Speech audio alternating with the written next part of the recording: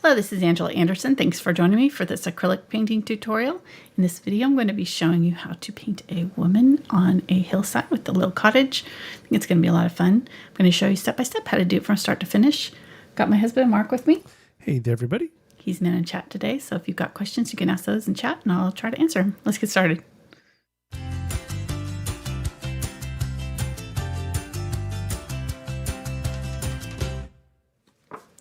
All right, I'm going to be using a 10 by 10 inch canvas today. This is the Fredrix Pro Dixie canvases.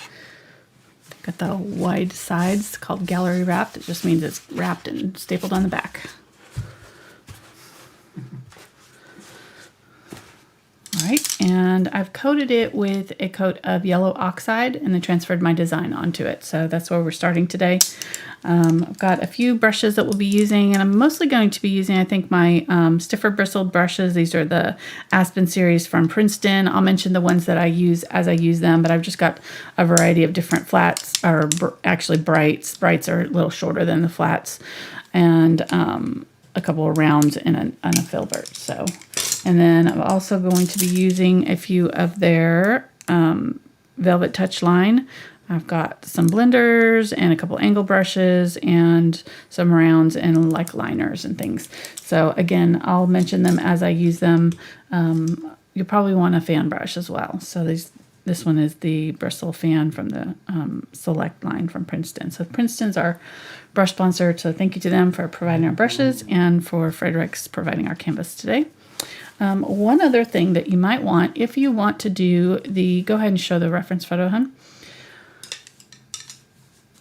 The textured effect that's on the background of the canvas. I'll show you how to use, what is this called? Sandpaper to, sorry, it just had a total blank. Sandpaper to create that effect. So we'll do that later. And that'll be at the very end, so you can leave that part out if you don't want to do it. But all right. I've got carbon black, burnt umber, burnt sienna, quinacridone burnt orange, yellow oxide, cadmium yellow medium, phthalo blue green shade, Prussian blue, and quinacridone magenta.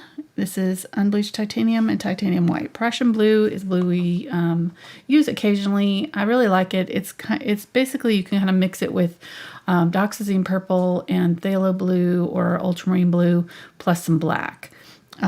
So it's just a dark, almost purple-ish, but not quite blue. And but you can, if you don't have that, you can substitute your ultramarine blue and just add a little bit of black to it. It'll be just fine. And same thing with the quinacridone burnt orange. If you don't have that one, if you have burnt sienna, you can add some of the quinacridone magenta to it, maybe a little bit of brown, or a little bit of like a red of some sort. All right. Let me see. I think I need a little bit bigger brush here. I'm going to go ahead and start and just do the sky with my 12 bright. Get a little bit of water on it. And we're just going to scrub in our sky. Our sky is actually kind of a overcast sky. It's kind of grayed out a little bit, so we'll all the colors in this. I think it's obviously been filtered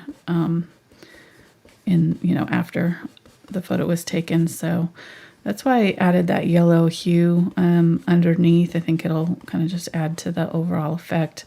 And we're not trying necessarily for realism here. We're just going to go with kind of a really cool, moody effect. So that's what this kind of, when I saw this, I just really liked the whole look of it. So I'm just going to pull up with that light white color.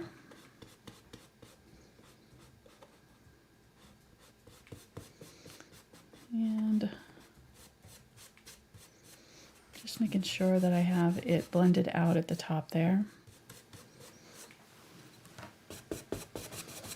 Where it goes up into the sky. We'll be adding more blue up here, but I just want this edge right here to just be faded out. So I'm just going to kind of brush across and fade out that line. just use up whatever's left in my brush, which is a lot. This brush has a lot of paint. Definitely going to need a couple of coats on here to get it to cover. All right, so that's down. I'm going to go ahead and grab the Phthalo or the Prussian Blue. This is going to be our main color of our sky up here. And I'm just going to go across here and add that. Well, you know, I forgot to put out some glazing medium today. Probably ought to do that. Okay, so I'm just going to pull straight down. Then as the white and this meet, I'm just going to blend back and forth. Okay, I need to move my mic. I keep hitting with this long brush. I'm not loving this brush for doing this. This is not giving me a very smooth blend here, so I may switch out, but we'll see.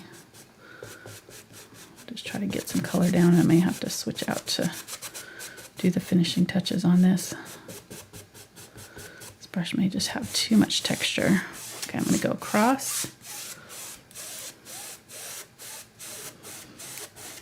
And blend down. These colors are wet, so it only works if you do this blue while your white is still wet.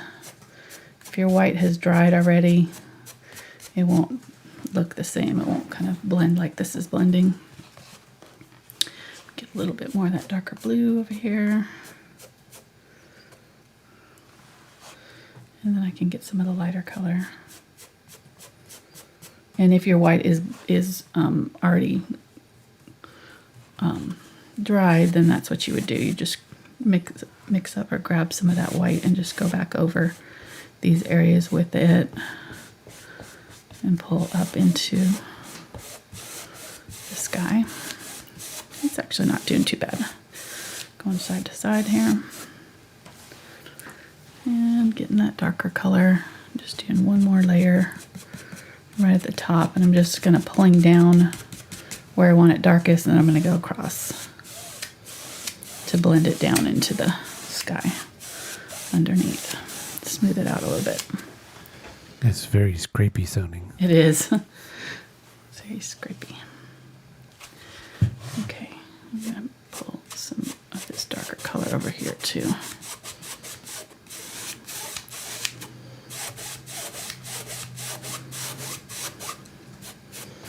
It really just kind of starts to get light right near the horizon line here, so we can bring our blue down pretty far.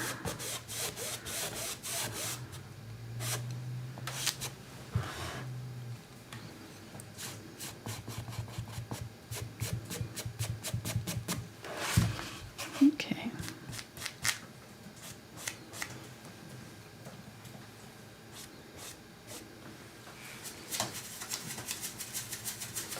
Just wiping that out.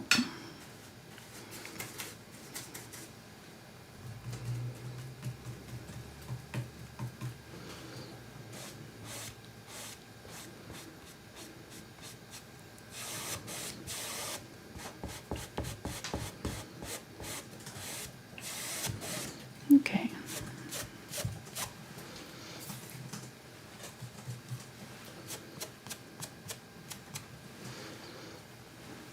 I'm happy with that.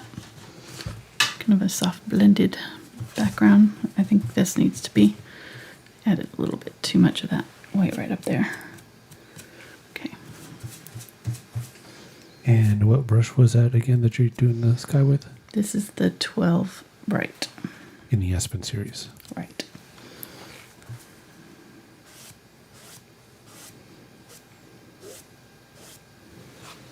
Okay.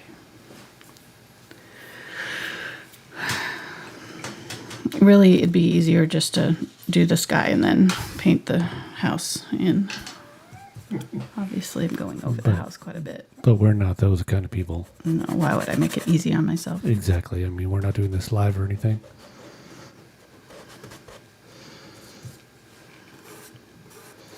I'm just using wet paint here. Well, just water actually, not paint at all. Just water to kind of tone that off, pull that off there a little bit. Okay. laughing at me a lot today. I just think it's cute. You get it. You get focused on painting. And, it's still just interesting how you're like, wait a minute. Alrighty. Let's do our water. So I'm going to go ahead and go with this brush here. This is the 6 Bright here. And for my water, I'm going to use my Phthalo Blue and Burnt Sienna. I'm going to use a little bit of that Prussian Blue too. But I need to make kind of a aqua blue. And the Burnt Sienna makes a nice aqua. Look how pretty that is. Adding a little bit of white to it. I might add a little bit of this Unbleached Titanium too. Yeah, that'll be good.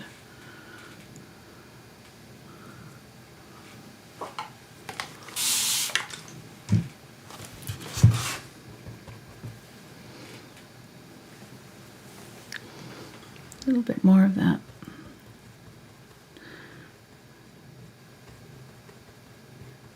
So hello to everybody. Welcome to the zoo. Yes. Hope you're having a good Saturday. Thanks for joining us. Hanging out with us. Hopefully the weather's starting to turn nice in your area. Mm-hmm. I can hear Cashmere purring over there into the mic. She set herself up right in front of Mark there. She was sitting on his micro or his headphones earlier. Just in case. Yeah, just before the start of the show, she just sat down between me and my computer and was sitting on the headphones. Yeah. So it's like, I'm gonna need those. What? This little thing? Okay. Well. Little stinker. She knows exactly what she's doing. All right, and then what I want to do is blend out that sky with my sea. So I'm going to get some of that white color. While this is still wet, I'm just going to go across that line with that light blue or the light white from my sky. I can catch it while it's wet. Scrub across that.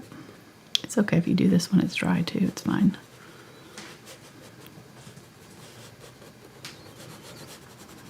And then I'm going to go down into the water too and just add some little highlights to the water.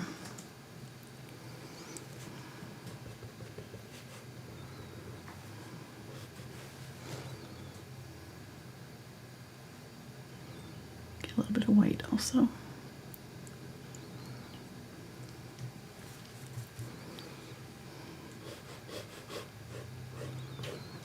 Make sure your sky color is kind of dry before you do this, because otherwise you could lift it off because it's probably drying at this point.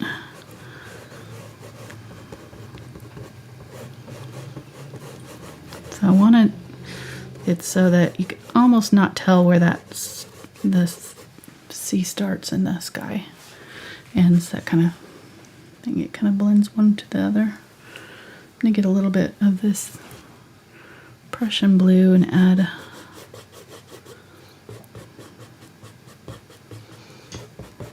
just some little lines in my water with that. A little bit darker. Just keeping them horizontal. Okay. Do you know the name of this lady? I don't. It is Sally. And that's her little shop right there. Is it? Is that where she sells her seashells? So Right, it's right there by the seashore. Nice. That's a dad joke, courtesy Mark. You're welcome. First one is about 15 minutes in, so not too bad.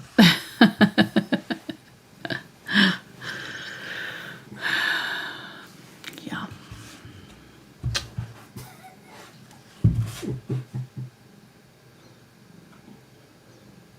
I'm not happy with the sky. I'm trying to decide what I want to do about it. I'm going to have to probably let it dry a little bit. It's still a little too tacky. So we'll just go ahead and start filling in this grass down here.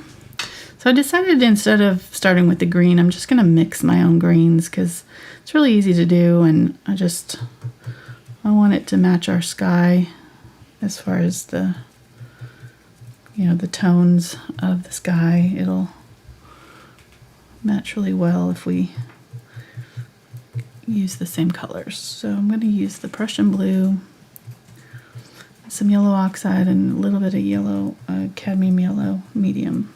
Cadmium yellow medium like immediately brightens it up quite a bit, so I don't need much of it.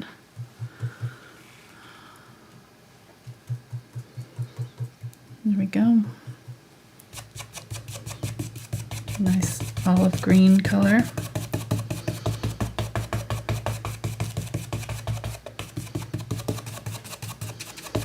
I'm just going to pull up from the bottom here.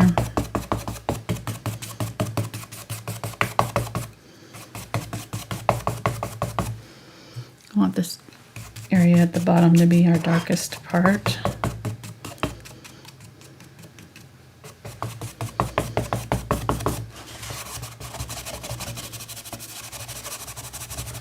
It's interesting when you when you paint with a canvas like that compared to a canvas board like you usually do, because it's almost like a drum. It is. It bounces around a lot. Right.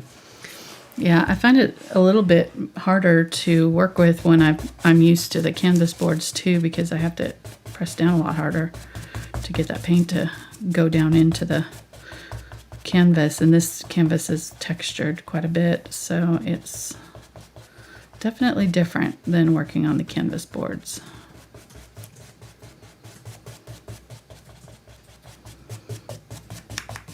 And adding the yellow oxide kind of helps because it sort of fills in the porousness of this canvas. These canvases can be kind of thirsty and really suck the moisture out of your paints, so this kind of helps with that a little bit.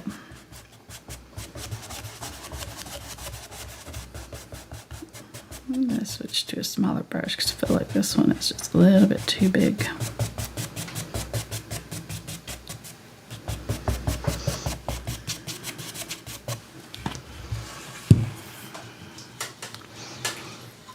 We're getting our colors close, but I can look at the reference photo and see how this is actually a little too blue, although we are going to add that scraping detail over the top, so it will tone it down a little bit, but I think I want to add a little bit of like a burnt umber to my blue and do a second coat on that. Let's go ahead and work with the 8 bright here. Get some more of that. I'm going to put out some glazy medium. I forgot to do that.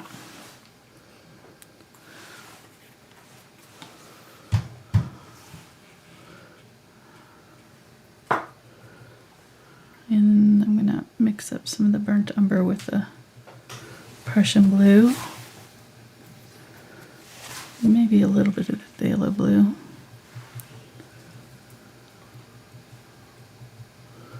Let me see what that color looks like.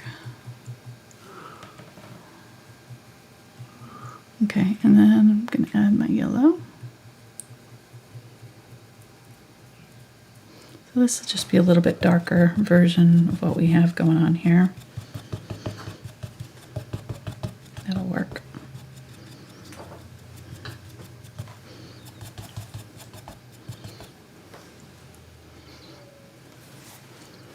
And up here on the hill, I'm going to add a little bit of the yellow and some white to do a little bit lighter green. So this green is a little bit more yellow. This one's got the burnt umber in it, so it's a little different. It's got a little bit of that phthalo blue in it too, so it's kind of more of a blue-green almost.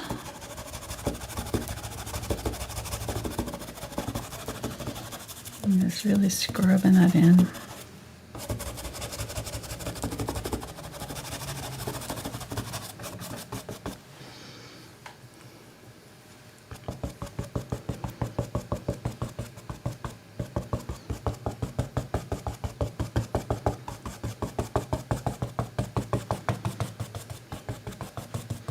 And I was just kind of setting it down and flicking it upward.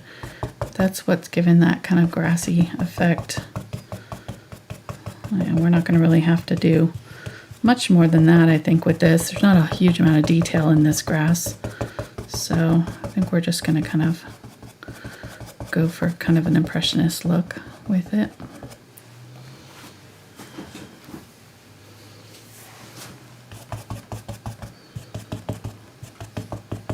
And we'll just have some down here by her feet that is, you know, more realistic maybe. There's a shadow here. It's very ominous. What is it? And then she's got a shadow going from her feet all the way up to here. It's almost to the top of the house. It comes down just a little bit, so it's actually all the way up to here. I'm just going to go ahead and kind of start it so that I have it sort of mapped out. Okay, get some of that lighter color covering that up.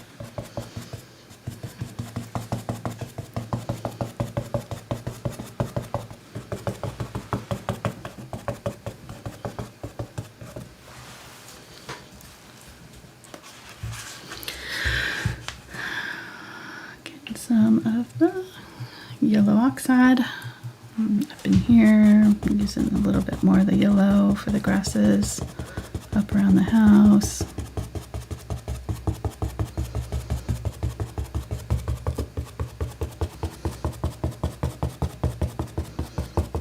Again, you could, if you wanted to, you could spray the canvas with a little bit of water. That helps kind of the paint move around a little bit. We can get a little bit more water in our paint here to just help it absorb. More fluid paints will get down in the cracks of the canvas a little bit easier. I'm going to get a little bit of white here. And when I'm adding white to my grass, I want to also add yellow, and that way it stays green. Because if I add just white, it kind of dulls it a little bit and turns it kind of gray almost. So the yellow will help keep it a bright green and just be a lighter green.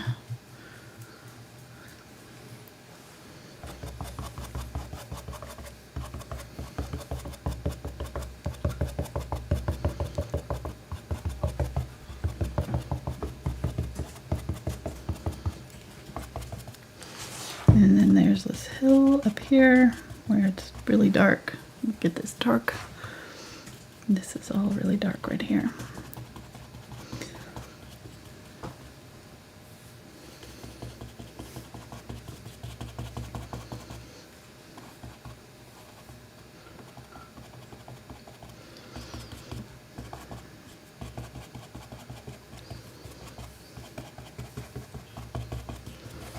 And then this is got a little bit lighter right here in front.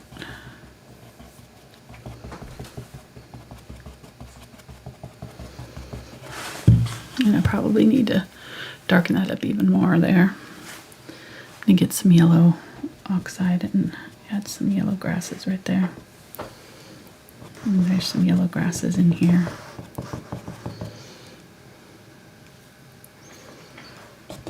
Just keep on going here with this grass.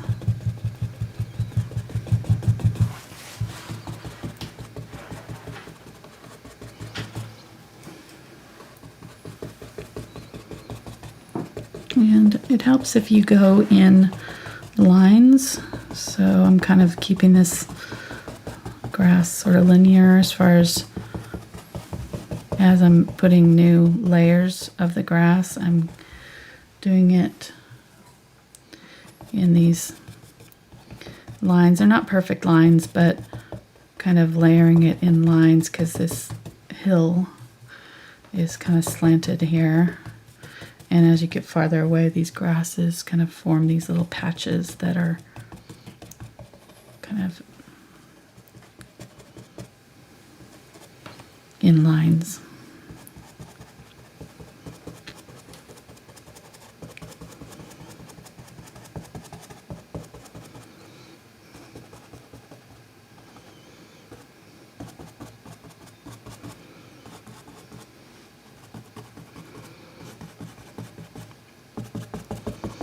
Now around her body here, I've got that line, you know, going around, so I want to blend that out a little bit to make sure that that color, whatever I used around her, is blended out. And as I do other colors of green, I will be sure I go right up to her with it. I'm going to use a little bit of the phthalo green, phthalo blue and yellow and to make phthalo green.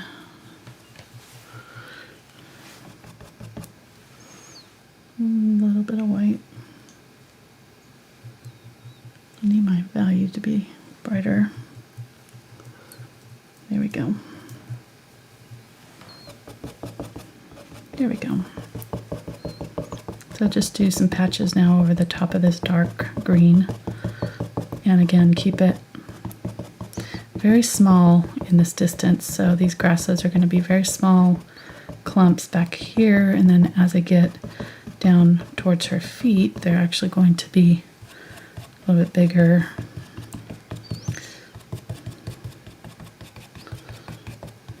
This isn't like miles away, so it's obviously, you know, the grass is not that much smaller back here, but, you know, it's not like super, super distant, but still will be a little bit smaller back there.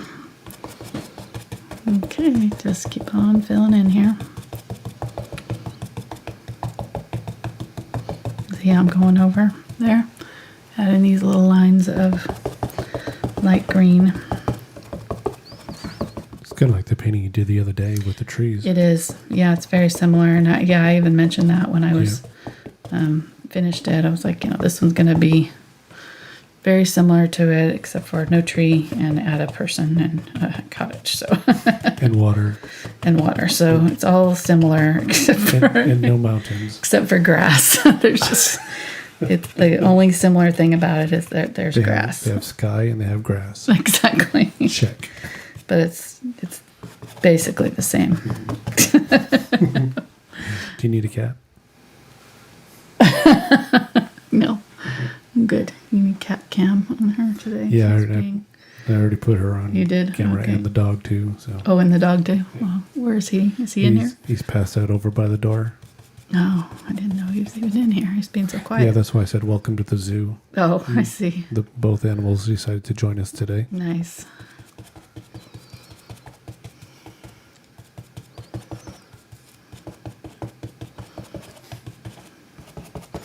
They're very well behaved as far as the camera goes. They really don't, as far as noise goes, I mean, I should say, they really don't make a lot of noise usually. They're very fortunate. They wouldn't be in here if they did, so Yeah, exactly. they know better. Okay, here we go. And you just won't let Kashmir lay on your paintings for some reason. I know, she always looks at me like, what? So rude. Mm-hmm. When I take the paintings away from her that she's sitting on. Mm-hmm. I just found a nice place to nap and you're like taking it away. What is your problem? And she's like, and you wonder why I don't like you. Right. Yeah. Yeah, that's how she looks at me. Yeah, ever since we got the dog, I'm back to being persona non grata. Is that how you say it? Yeah. Like, just nope.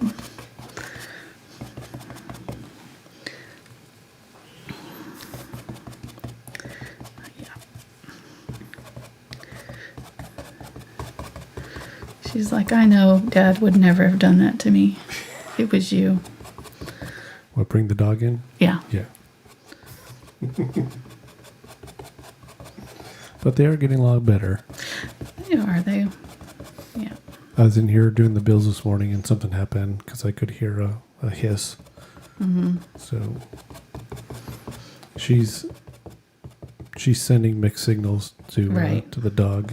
He's confused. Right. Sometimes she'll let him come up to her and sniff her and maybe even lick on her. And sometimes she's just like, I'll scratch your eyes out. Right. Don't come near me. Don't even think about it. And he doesn't know because all the signals look the same. Right. Yeah, he doesn't speak cat. And of course I don't know, she was abandoned as a kitten, so she never really got socialized as a cat, so she doesn't really know how to be a cat. Somebody's got a question regarding the brushes. They want to know, when do you know to use a stiffer brush rather than a softer brush? Mainly it's whatever the kind of painting that I want to do. The stiffer bristle brushes I tend to do for paintings that I want to be more impressionistic style, because they just tend to do better for that. I think they lend themselves to that kind of painting style better because they push around the paint more, Do they leave easily. harder like edges and stuff like that? Yeah, or- they leave marks. And so if I want a smoother blend, I will use a softer brush. But I'm noticing that this color and this color don't match up. Like it's like two different grass areas. So I'm going to just add some of that. This color down here and add some of the color that's down here up top so that they match up a little bit better.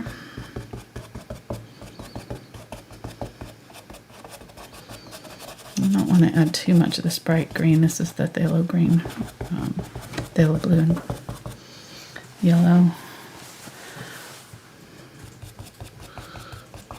And I definitely need to add some more of the highlight grasses. You can see, there's a lot of lighter grasses in there, but I'm just going to let that set for now.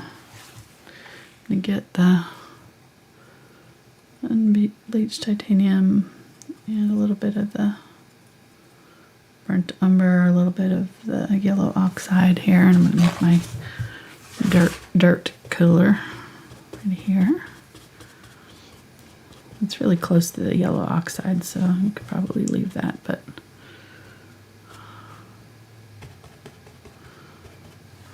for some reason that turned out really watery.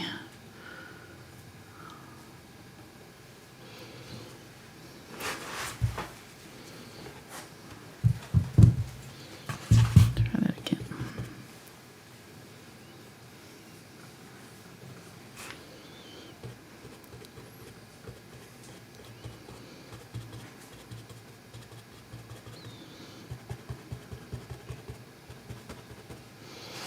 Yeah, there's some of this color around the house here coming around.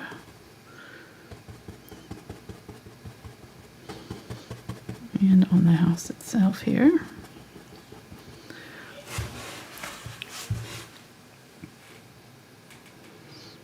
Get a little bit of the yellow oxide, maybe a little bit of the burnt sienna. Just right around the house here, there's some dead grass coming up. And the house is kind of tinted. I'll probably do some more grasses there. I'll have to cover the bottom of this house with my grasses, but I'll go ahead and just start putting this in now. I'm just using this yellow oxide burnt sienna. It's got some of that light color in it from the white that we were using for the sand. And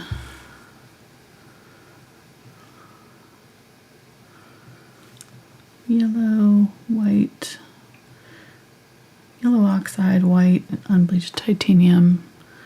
And then we'll have some of that burnt umber in there too to just neutralize it a little bit. I'm just going to pull down.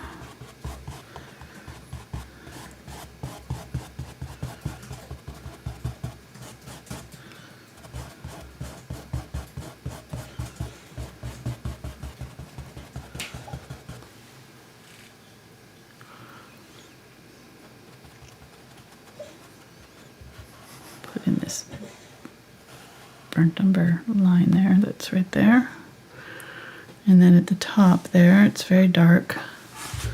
So let me get the burnt umber.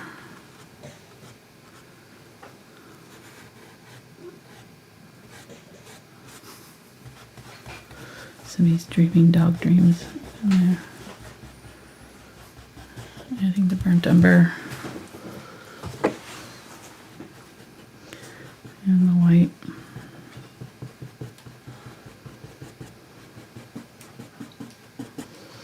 Here I'm gonna use a little bit of black for this line because I feel like it's gonna get disappeared if I don't.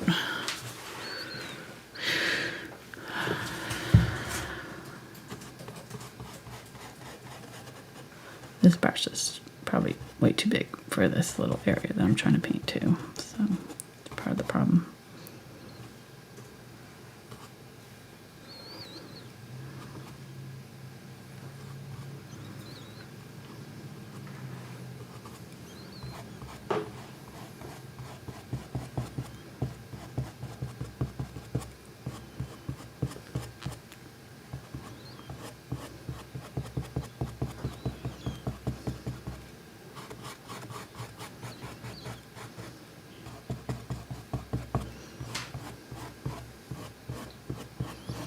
I'm just kind of dry brushing this color down my house there, and then using the white color kind of going in the opposite direction to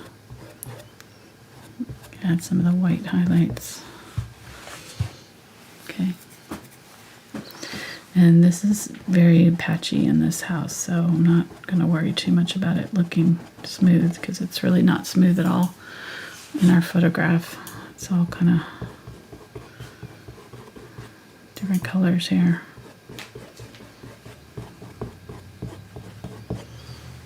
Textured, very textured.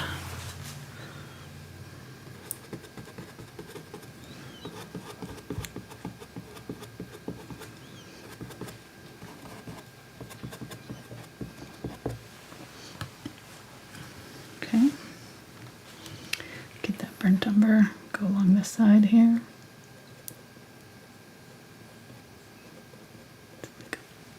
Post there, and then there's one here too.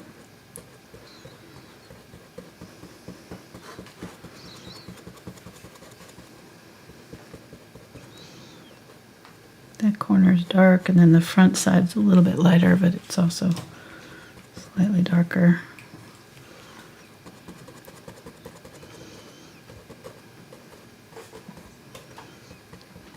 Around the side of the house there. It's going to be a lot darker on this side.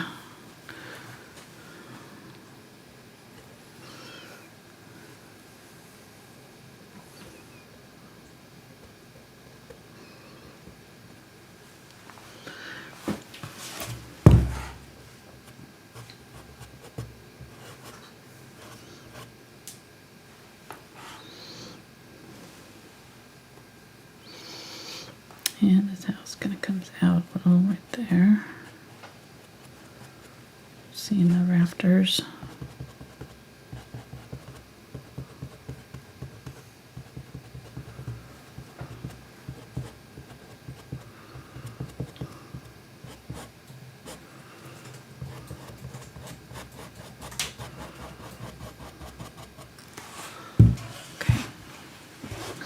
Definitely need to switch brushes. This one is way too big.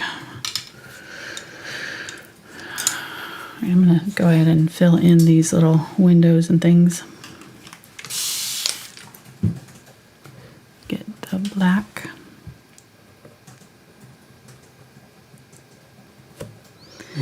And this is a 2/0 round.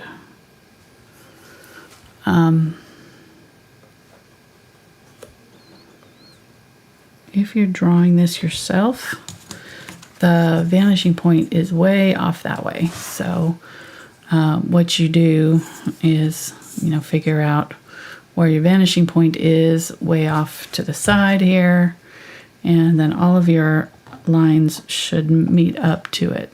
So you pivot your ruler so that all these lines will match up to your vanishing point. And do the same thing on this side. So your roof line, this line, all your windows, and the bottom of the house will all match up to your vanishing point way out on the opposite side.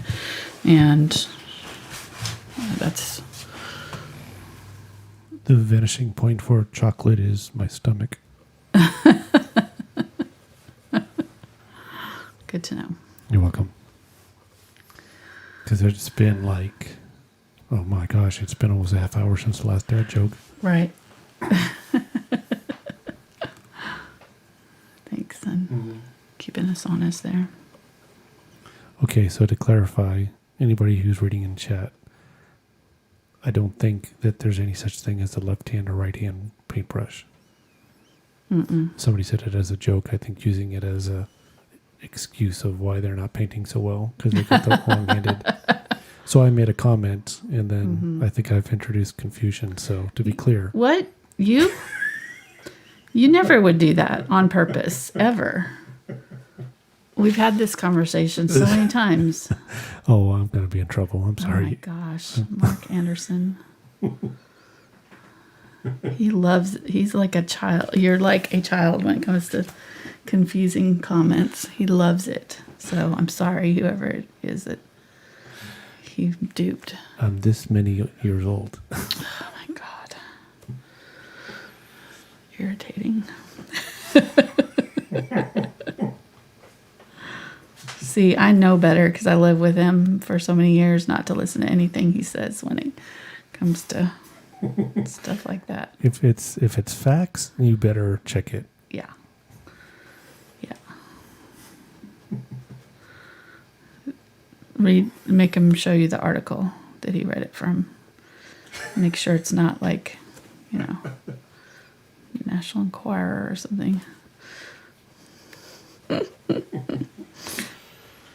Just saying. I'm pretty sure this lady's name is Sally, though. I mean, you don't have to fact check that. Okay, so I'm blurring out around these windows here, just very, and then highlight goes kind of right up next to that dark area there, and there's a little bit down below it too. There, and then there's some highlights on here, but they're not as bright. There and there. And I'm going to have to shadow all of this. I'm going to shade it all. And I think I got my angles wrong on there somewhat, but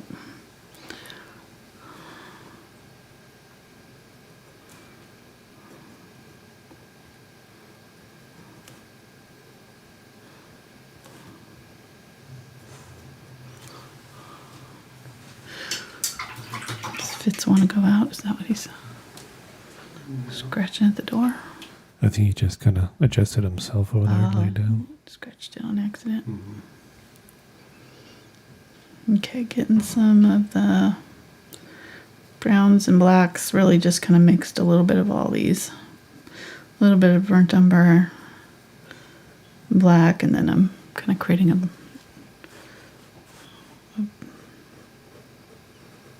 burgundy. I guess I need to do my sky though before I do this. Too much more.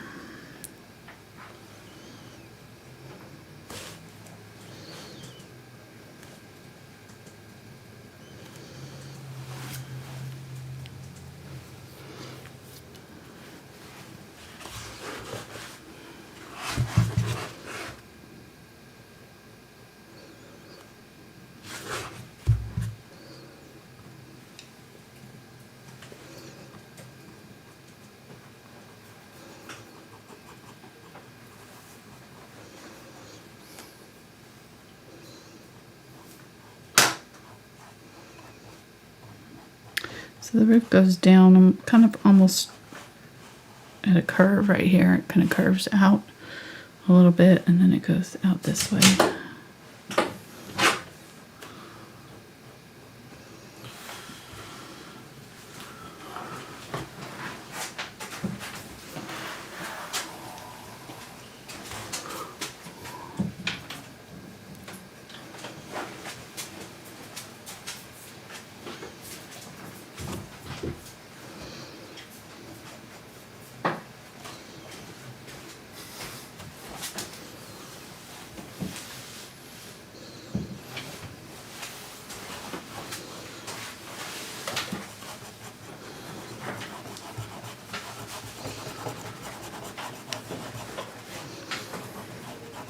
just kind of using the lighter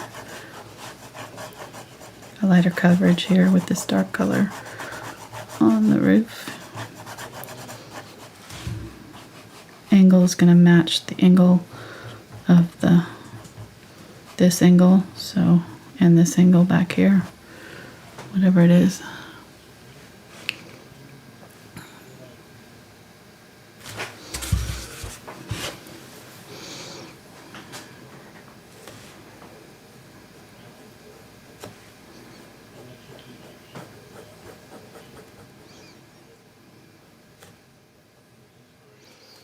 A little bit of roof right here that kind of comes down. Side building or something.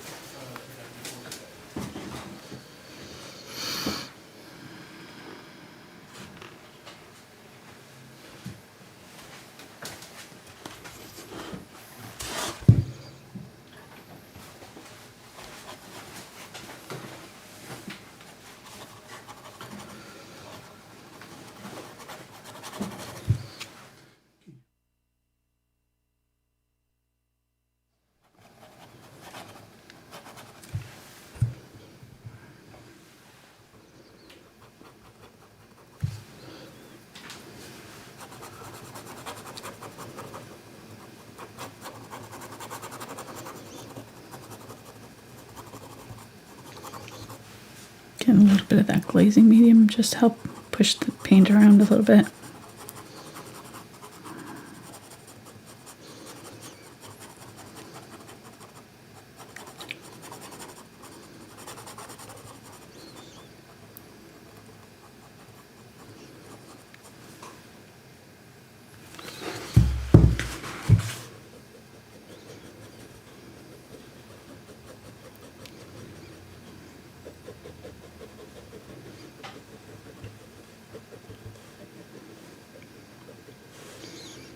I'm just running through there with the paint and kind of creating little texture marks in my paint while it's wet with this brush.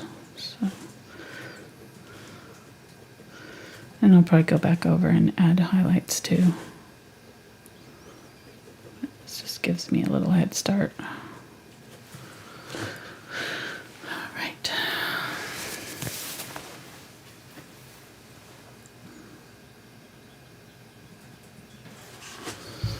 I'm going to add some white to this color.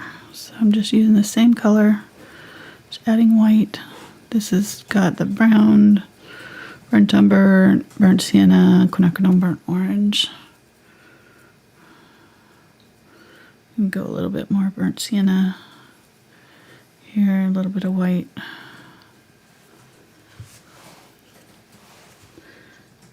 Use that in some of these.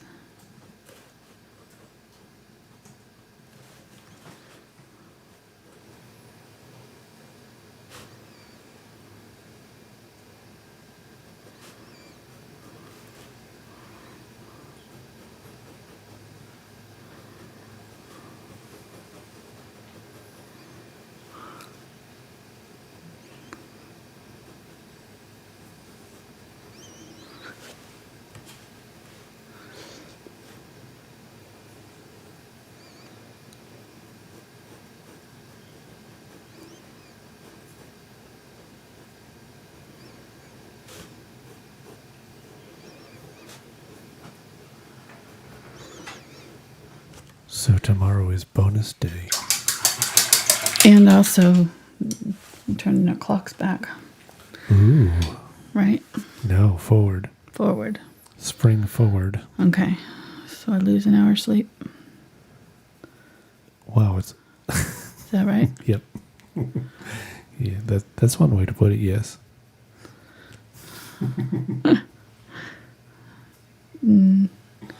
Used to be really bad when the boys I had to drive them to school. I always hated spring forward because it's just like... Well, they've introduced legislation in the state government here in Arkansas to Do away with it. do away with the time I change. saw that.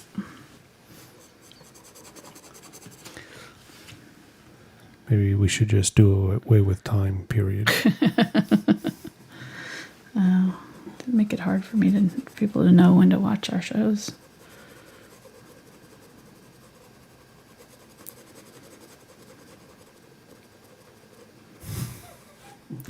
Someone just warned me not to wake you up early tomorrow.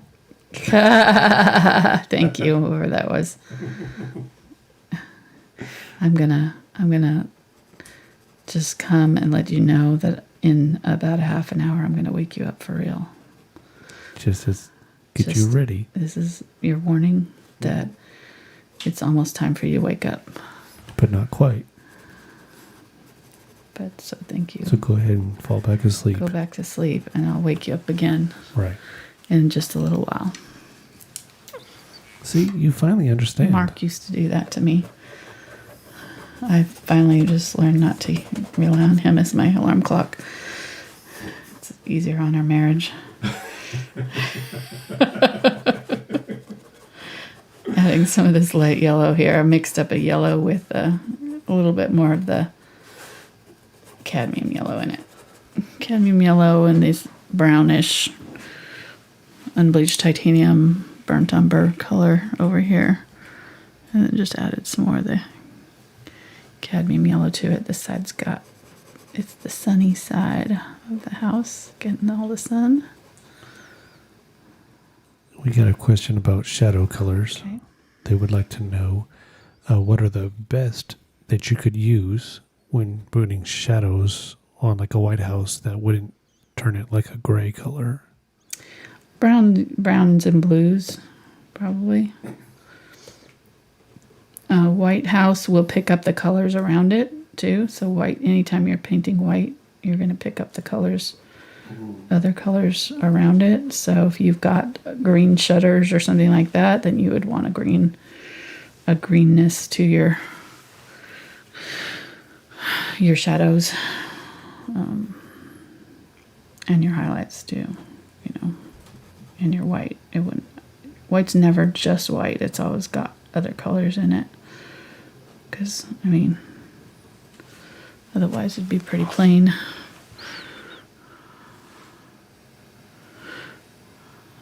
So, yeah, I would say blues, browns, good choices. I'm making a gray here, just grabbing a little bit of black, put it in my windows here.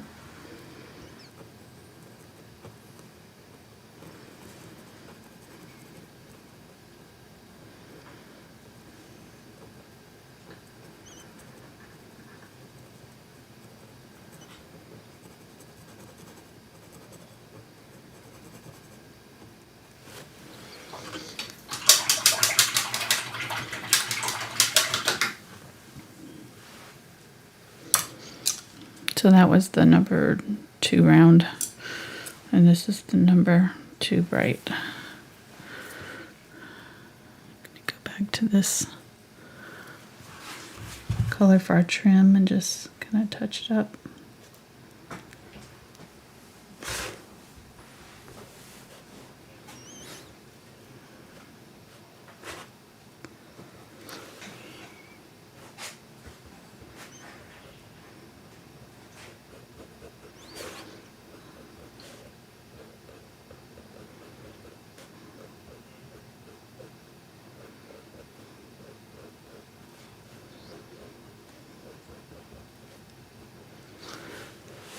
And this goes down into the grass, so we'll have some grass over the top of that. I'm getting some of that light color, that's our house color. I'm just going to use that as a kind of a highlight on some of those shutters and trim.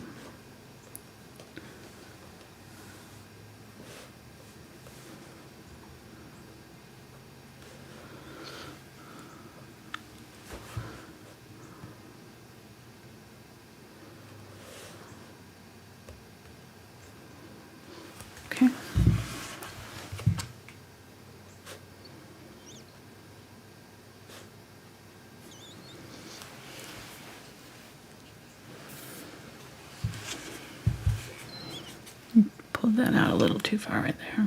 Just shorten that up.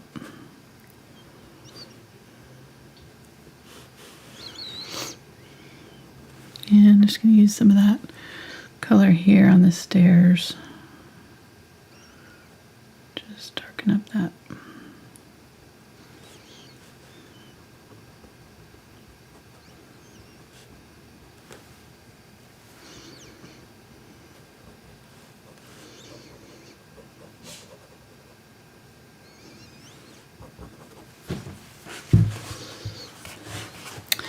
Get some of that burnt umber with the unbleached titanium. I'm using that on this wood right here that's coming around the corner on the light side. I already kind of put a little bit of it in there, but I'm just kind of touching it up again.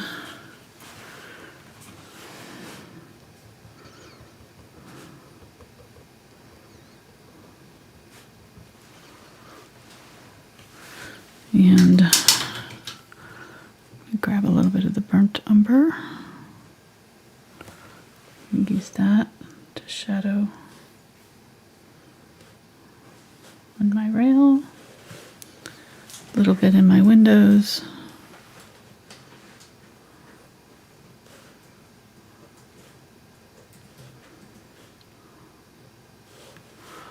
Underneath them.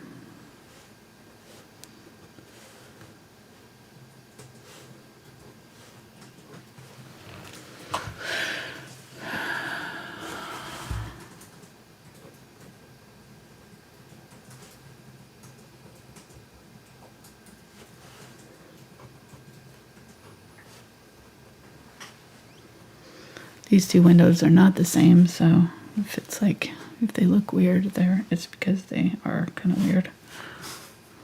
They're not matching. They are unique. That's true. PC. Exactly. Right. Like me. Right. I'm unique, not, well, okay, yeah, I'm weird.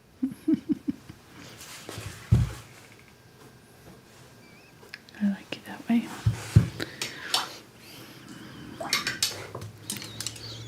Could be weird together. All right, I'm gonna use the angle brush here, the 3/8 inch angle, and I'm gonna glaze on my roof here, my shadow. I'm gonna actually use black and brown.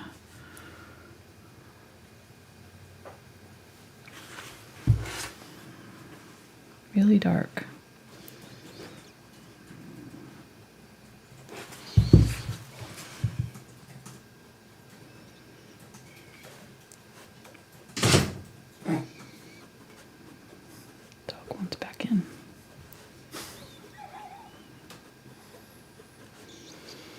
And I'm just going to pull down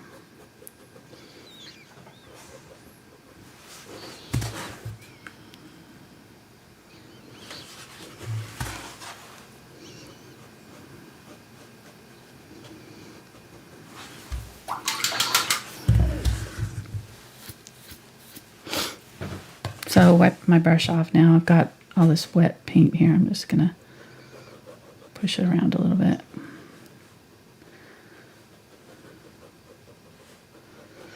And the nice thing about this is that I don't really have to be super careful about it because it's all kind of weathered and messed up anyways, so come back in darkening this up. Might have to do this a couple of times. It's not, I probably could have had a little bit thicker paint, but I didn't want to go in too much too soon. So I might have used a little bit less glaze, but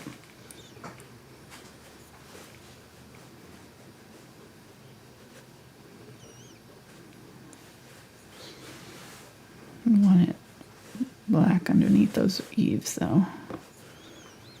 Very dark. This is 3/8 inch angle, VelvetTouch.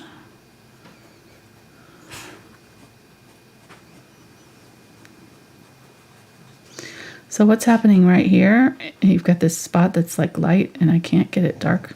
It's because it was starting to dry when I put more paint over the top of it, and then it just starts to resist paint. So I'll just have to wait for it to dry and add more paint to that area later. Okay, we got a question about glazing. Okay. They say, when you say glaze, are you using a special kind of paint, or is it a method of painting? It's a method. It's a technique. I am using glazing medium, but you can glaze without medium. You can glaze with just water. Basically, you're just putting on a transparent layer of paint. That's all it is. Just laying on a transparent layer of paint over the top of what you're painting, so you can still see the undercolors. The undercolors should affect what's on top too, somewhat. So the upper glaze is affecting it more though, because it's on top. So it's gonna, I could go over the top of this grass with a dark brown to tone it down, or I can go over the top of my sky with a gray or a dark black to tone it down. It leaves what was there visible though, so I'm not covering it up completely. I'm wanting the paint underneath to show. Just like a yummy, hot, freshly made glazed donut. You can still see the donut underneath the glaze. True. But it just adds a layer of awesomeness to it. Exactly.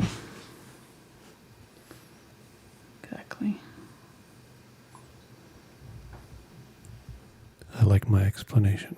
You like your glaze? Yeah. Mm-hmm.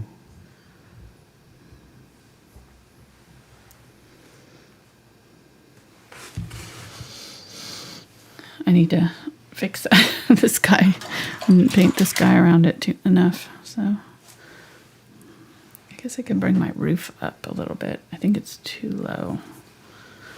That angle.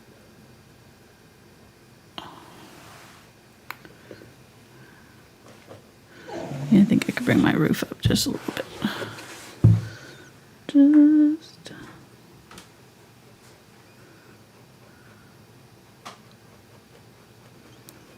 There we go.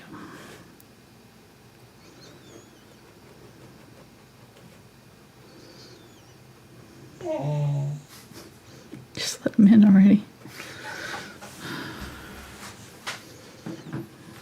Babysitter's not doing a very good job. No. You can see his paw under the door. It's like I can hear you in there. I know you can.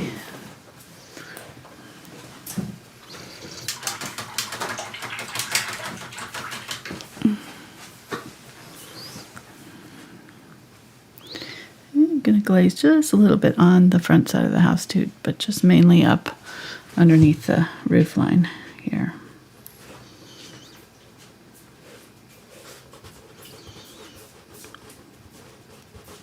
And just use my finger to kind of blend out the bottom edge where I don't want it.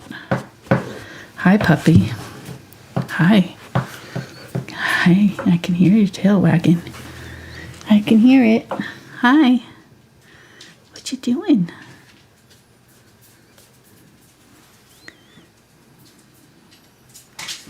Oh, he's like, okay, I'm back out. She's still working.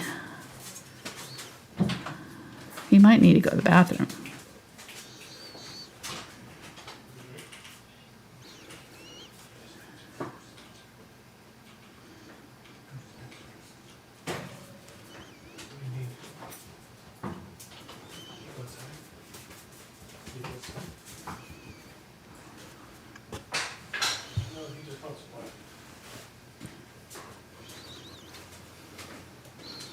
All right, getting my dark.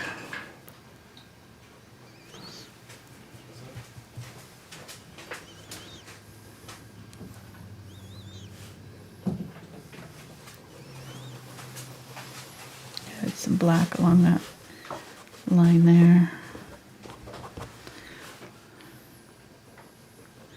And normally I would be a little bit more careful about, doing this, but because we're kind of doing this weathered look, I'm not worried about it. I'm going back over the top with my highlight color, this light yellow, and I'm going to add a little bit of, just mess up the front of it a little bit so it's not so smooth. Just add some dry brushing over the top. All right, I think that's pretty good. Could spend all day messing with that. And if you had left the lady out, then we'd be done. True. He says hopefully. Just put your hand over it. She's not going to take so very long. She's pretty solid. She's mostly in silhouette, so that's less words. Yeah. Somebody wants to know, do paints from different manufacturers mix well together? Yeah, as long as they're all acrylics, you can use whatever. And does it matter if they're like all heavy body or not? No, Or okay. Not at all. No, in fact, you can use the thinner paints to affect the, thicker paints. So if you want them to be a little bit thinner, you have the color that's like the fluid acrylics or something. You can use those as, with your thicker acrylics. And then we also went over, I think it was episode 2 of the beginner series. We went over brush cleaning. We did, right? yes. So, today we're using Dawn Dish Liquid.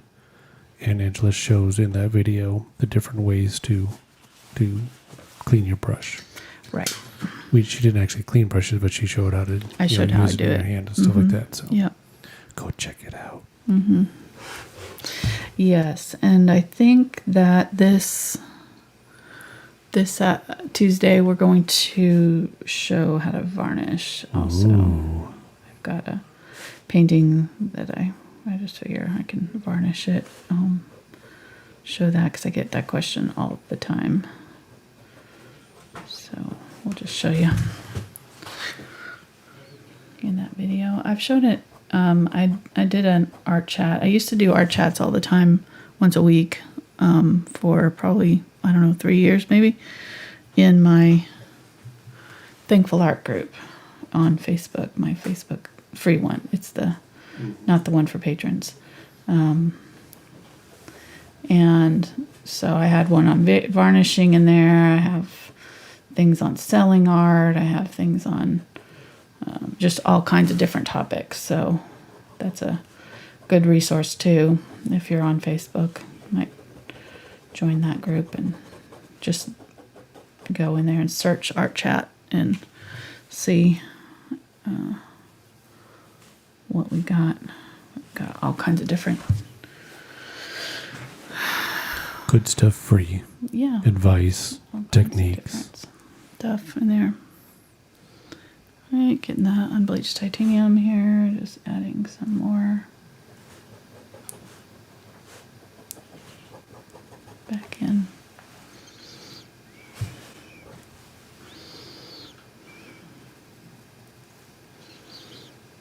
I'm getting some yellow oxide. This is very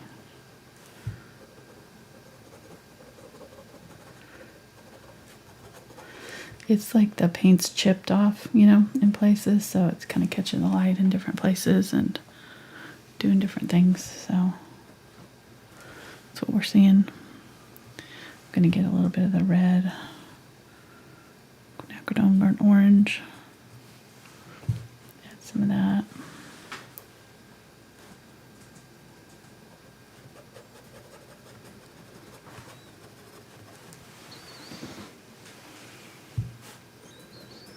And there's definitely a shadow here that's coming down from across here from the roof line. Kind of goes across there and sort of fades out.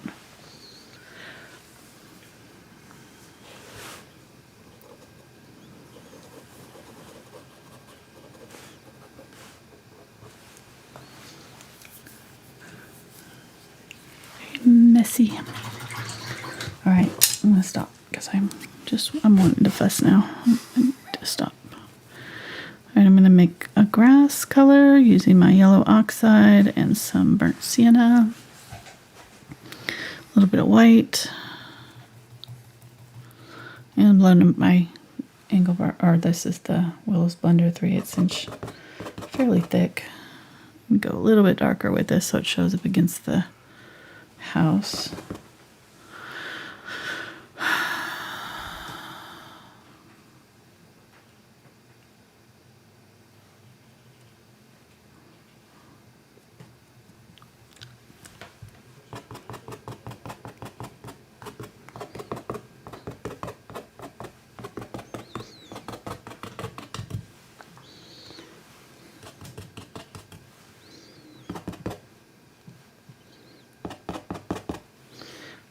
Get some of the burnt umber, use it down low. And then use this lighter color over the top.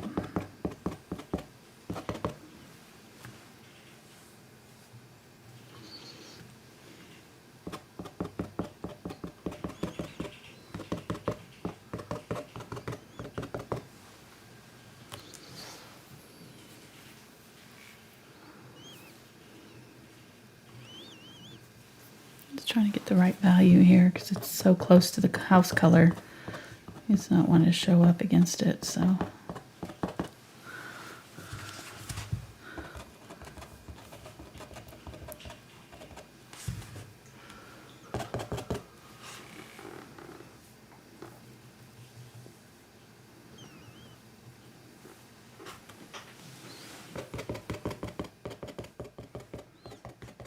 Use it along that water line there to shadow the water, or not shadow, but add some grasses in front of the water there. Use that dark burnt umber color right in here. Come on.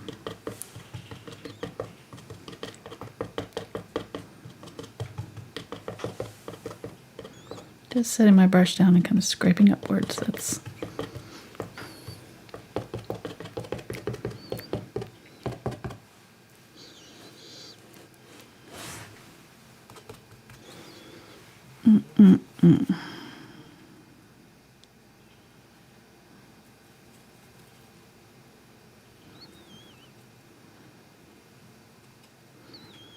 getting some Prussian Blue, Phthalo Blue, burnt umber, a little bit of yellow here.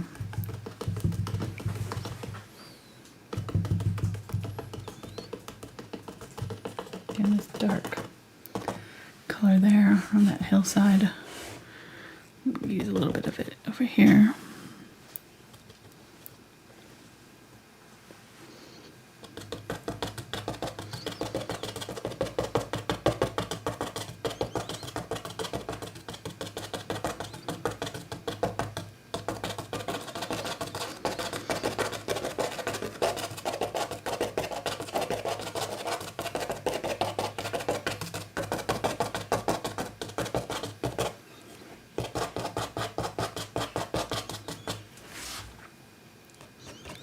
There's that dark shadow around this pathway here.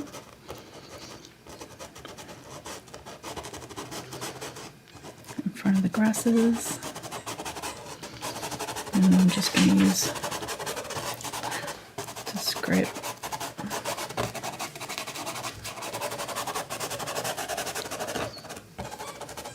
go over the top of that woman too, so she's not surrounded by just light colored grass. That grass is going dark all the way up to her. And then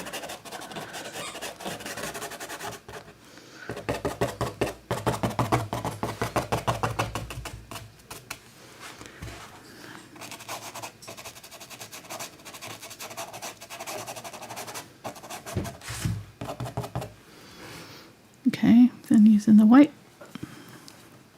some yellow with this green.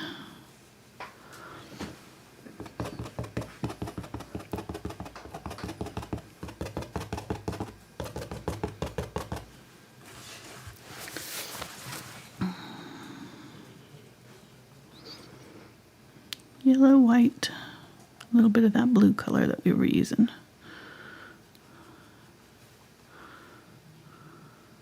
I'm using the brighter of the yellows, cadmium yellow. There we go.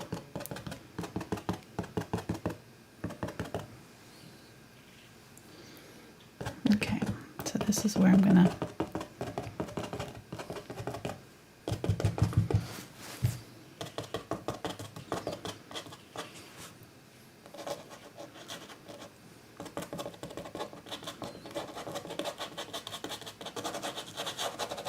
really kind of just scraping side to side a little bit and then flicking upward in places. I'm not seeing much more than just some highlights though, for most of them.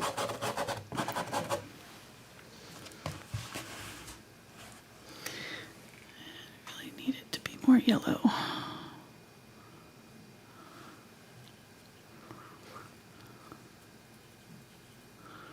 Getting both of those yellows and just really using up what's left in my brush here. There we go. That's what we need. Or this yellow grassy color.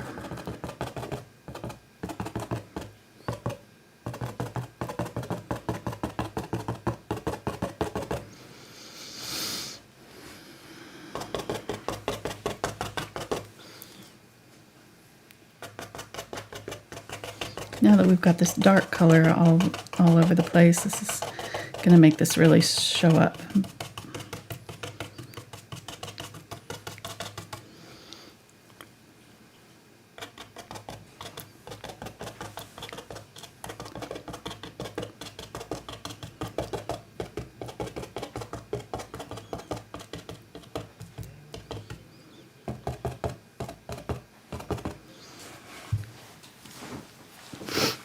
A little bit of that darker color, add it right here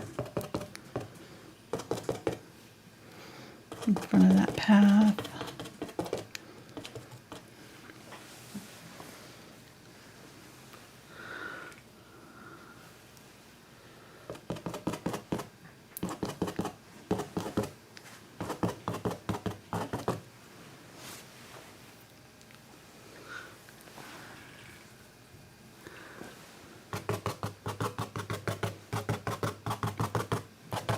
And I'm going in different directions with this too. That's really important with grasses, not to have them all lined up in the same direction.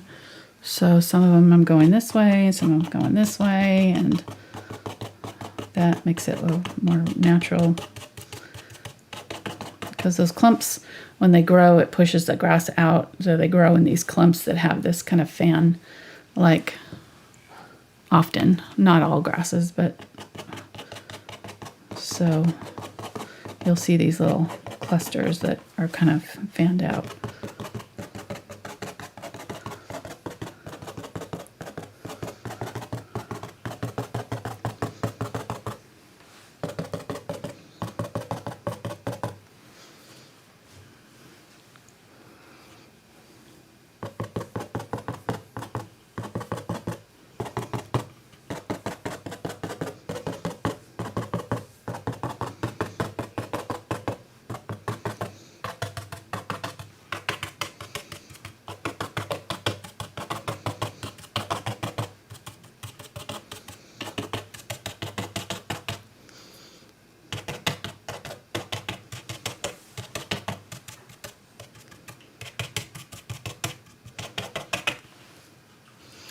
All right, get some of that darker, do some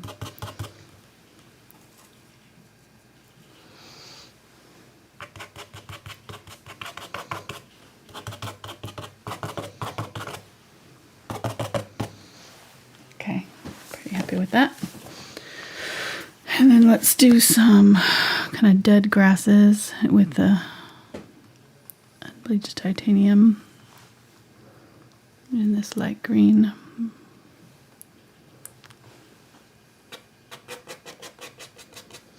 These will be a lot fewer. And I might switch, I think I'm going to switch to my fan brush for this. Maybe use a little bit of the yellow oxide. Tiny bit of white.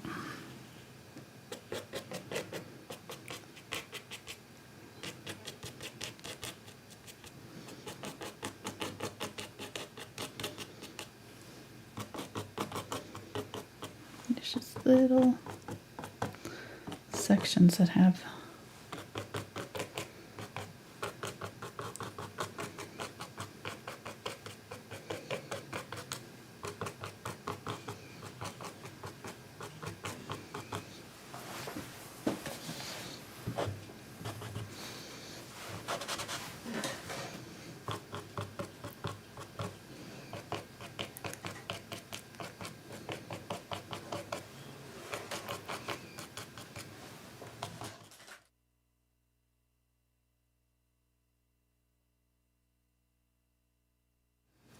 Was that necessary? Wow. I turned off the microphone so they didn't hear it. Okay. I was going to say, wow, that was loud. I had to move quickly. You had to move quickly? Yes. I don't know why they put crackers in such noisy bags. I heard once that it's because it's like a Pavlovian response. Oh. It makes other people want it? Mm-hmm, the crinkly sound makes you hungry. You want my crackers? It's all right. I'll have some later. Okay. I can't talk and eat crackers at the same time.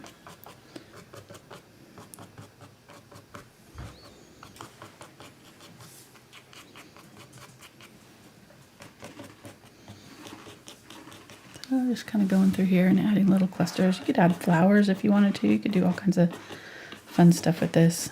This is one that you could really personalize in a lot of different ways. So definitely don't have to. Okay, I keep having these areas where I press down too hard and get big clumps. The key with the fan brush is having your paint sort of fluid and have a lot of it on your brush so you can barely touch down.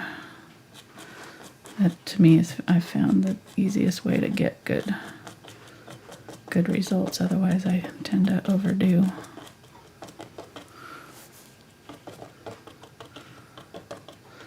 I'm just going to tap side to side with some of these back here.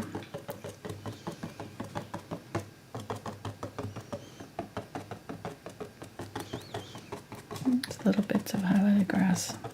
It's really important to have all these different values in your painting, all these different values of grasses, because that's what gives it depth.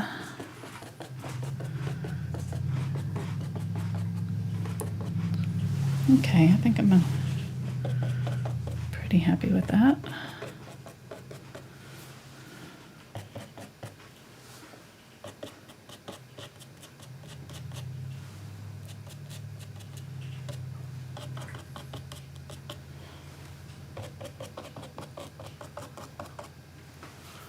Yeah.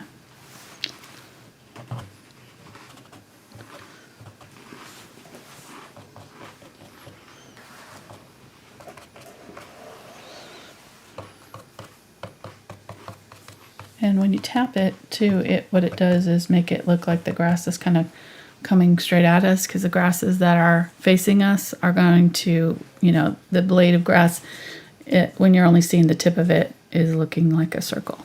So sometimes just go ahead and tap every now and then. They don't all have to be lined up straight away from us. That'll make it look more realistic too. Okay, let's go ahead and stop there. No filter, lady. I do need to mess with the sky though, really quick. So.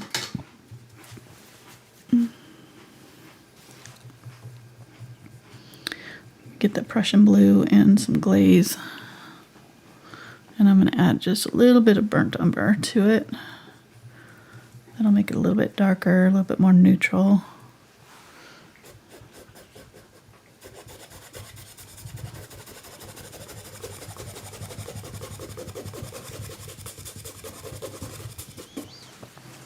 And I'm going to get my bigger brush. A with just a little bit of glaze. I'm just going to go across. Do this quickly. Ooh, I have an area right there that didn't cover very well.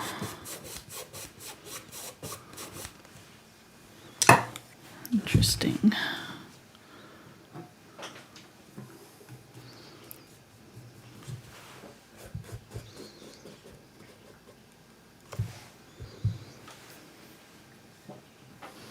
I've got a little bit of white that'll help make it more opaque.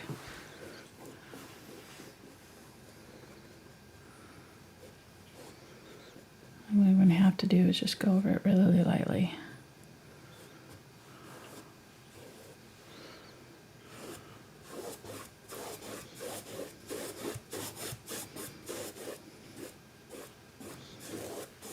Thankfully, I'm going to be messing up the sky because otherwise I'd be really upset right now. But I am going to do a lot more with this sky, so it's not going to matter too much. It's going to be kind of like the house where, you know, it's going to be textured, weathered. But I want to do it now so that it has time to dry, because the next step that we do on it is going to be pretty traumatic for it. So it needs to dry. Let's go ahead and touch up the roof line here.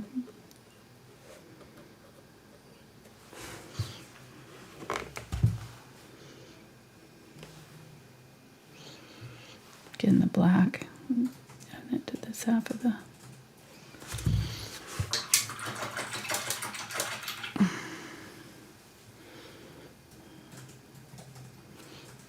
brick, and the brick comes up in the middle here. Like that, the chimney. Okay, I'm going to go ahead and stick with this brush here. And I'm going to use the Unbleached Titanium for her skin tone. Do her little ear first. And there's an ear on this side, but it's going to be darker, so I'm going to use some of the yellow, a little bit of the Unbleached Titanium. Yellow, Quinacridone burnt orange, tiny bit of blue, and use it on her hand too. She's got just a little bit of her hands showing.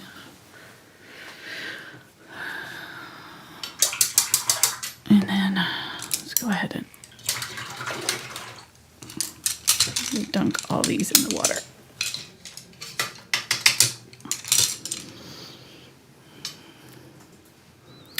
Her jacket is going to be this burnt orange and a bit of burnt umber, I think.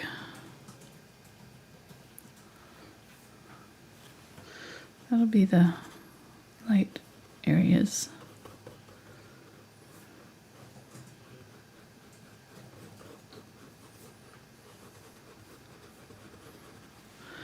And then I'm going to use the black in the dark areas. I'm going to grab that black and just fill in this part with the black.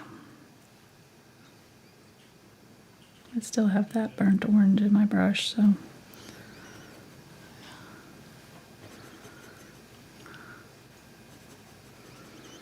they're kind of mixing a little bit.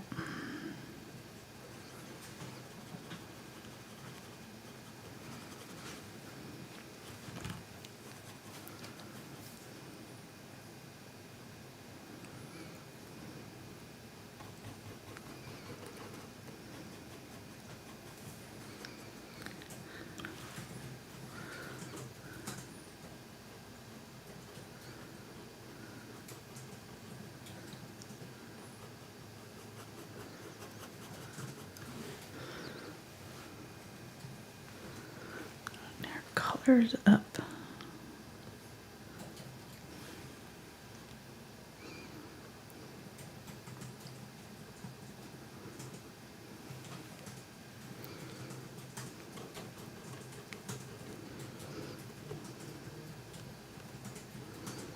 I'm using the black on her hair.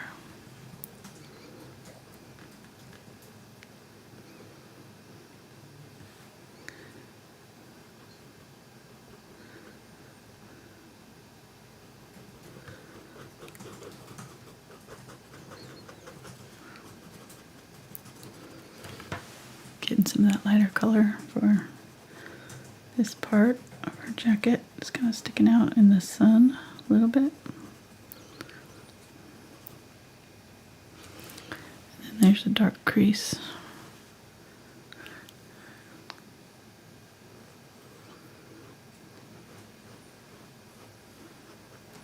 There.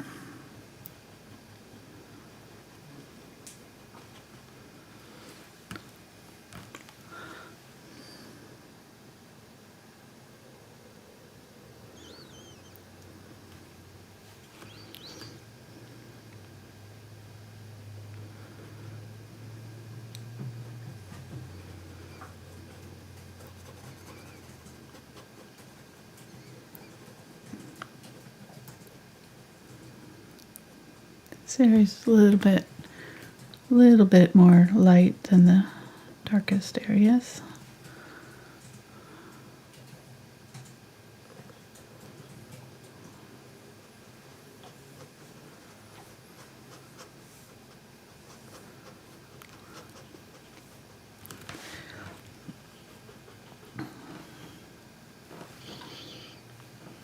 Getting that highlight color, using it on this side.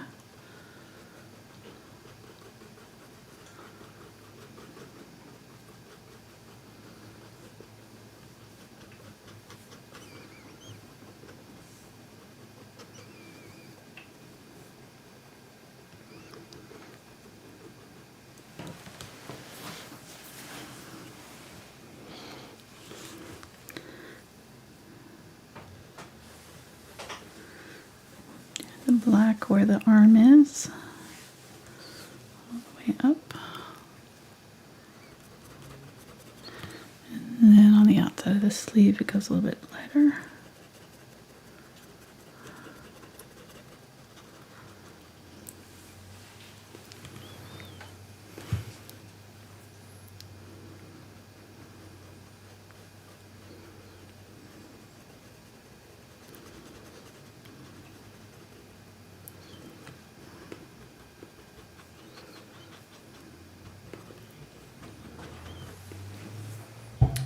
Which brush are you using? This is the number 2 round, the Aspen.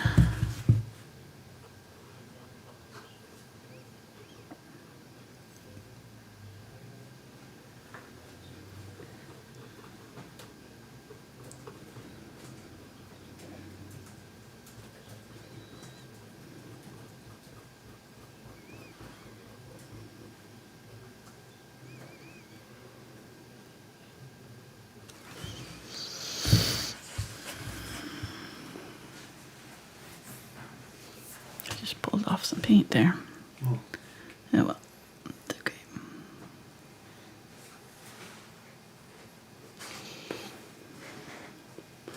I'm going to be pulling off paint on purpose here in a minute, so it'll be fine. Using that darker black right there.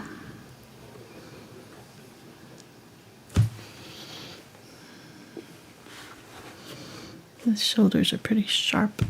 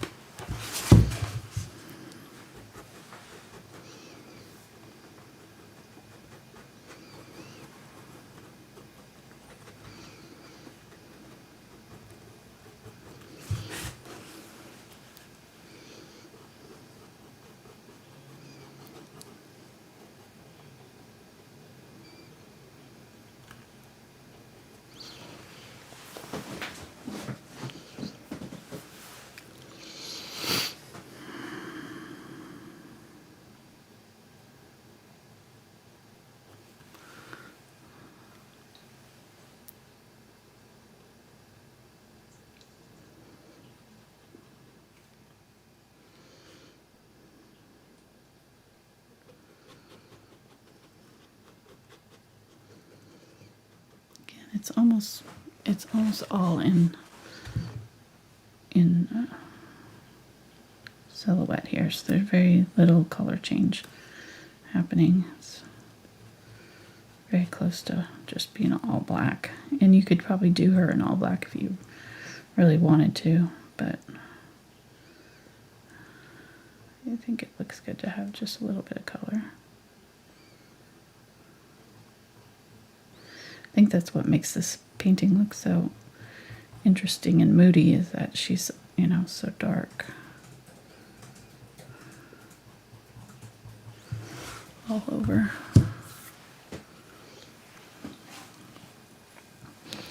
Alright, getting the black, and I'm going to just use it very lightly to add some little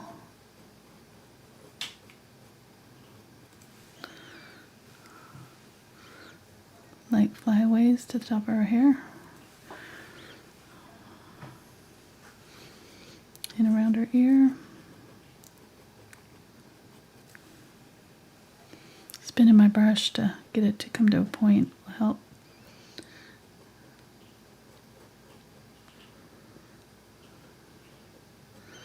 I could have used a smaller brush too, but this one's doing all right. It comes up in the middle a little bit right here.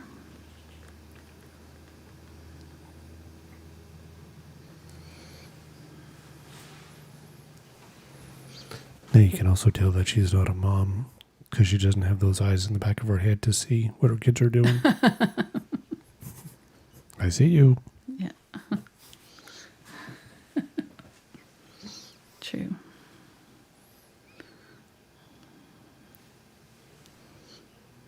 Put that ear in there. And then on her hand, I'm not really going to do a whole lot except for just kind of add a little bit of a shadow right here on the top of the knuckles and where her thumb goes in. It's pretty much just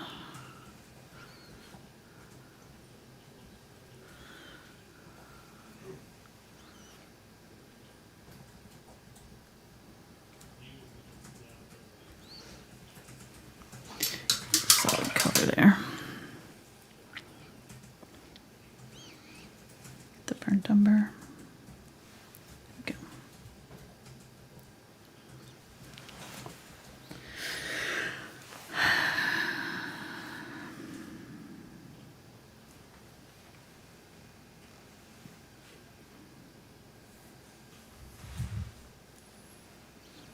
Okay.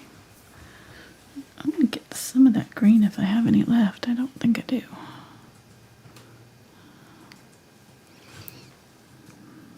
Just make sure that I've got it filled in around her hand there.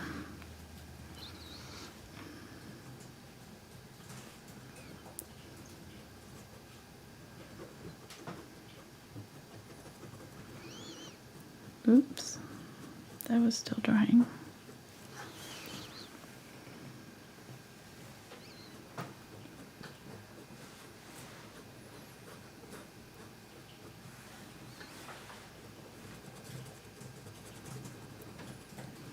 So to fill in that area where I just lifted, I'm going to have to go in with thicker paint here. Or I could just let it dry completely, either one. I'm going to add, but I want to add my highlight, so I'm going to grab my white, add some of that to this, and just go from this crease up with that. There, and then a little bit along her body right here. And she's got a little bit of a waist, like a little bit of a belt right here. And then a little bit of a highlight right here on her jacket.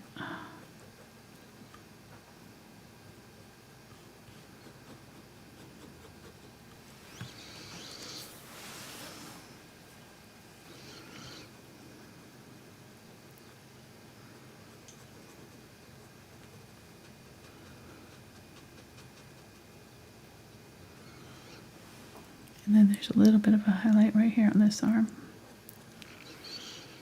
Right there.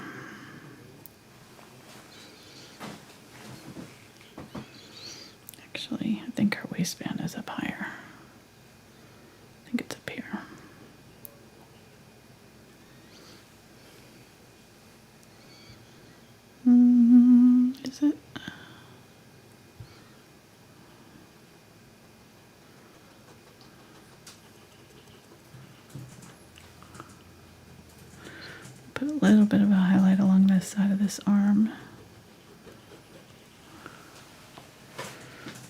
Okay. And then there's a little bit of a highlight right here.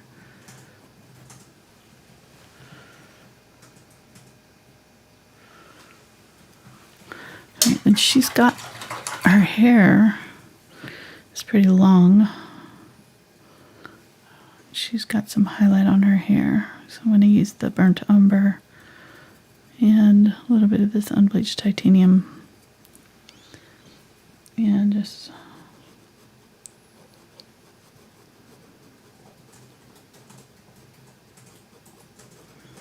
I'm going to go ahead and kind of highlight it all the way up so that we can see where it is. And then we'll go back over it with some dark.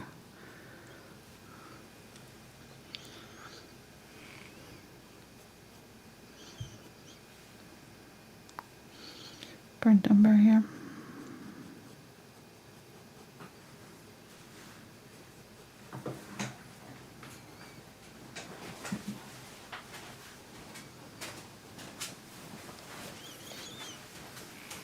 And really her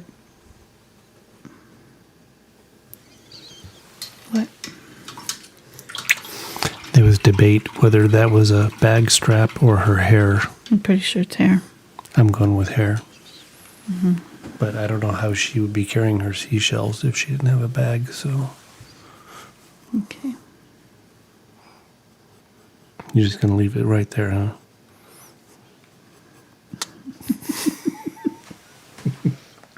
Love you. I love you. That's doing great, honey. Thanks.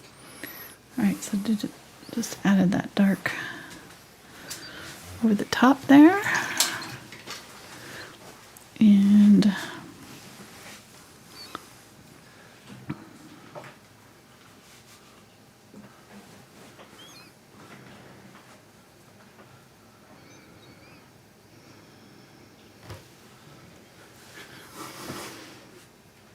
Somebody said in chat, you should have painted me. what? Said that you should have painted me. Mark? I guess because of my remarks. You should have hit me with a brush, I'm guessing. Oh. While I was over there.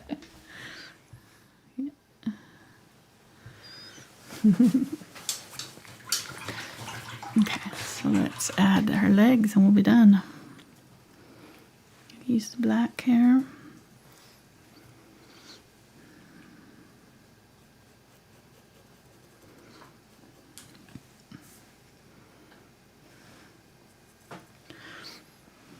Put out way too much white today.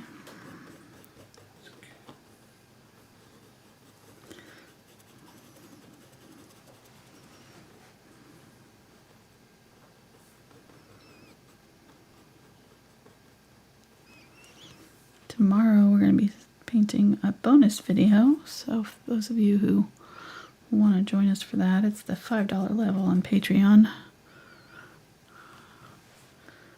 They get a monthly bonus video. This month I'm really excited about what we're painting tomorrow. It's going to be a lot of fun. It's going to be a vineyard kind of scene with a lavender field and wine bottle and glass. So if you want to pop that up there for them to see. That's going to be under bonus. Mm-hmm.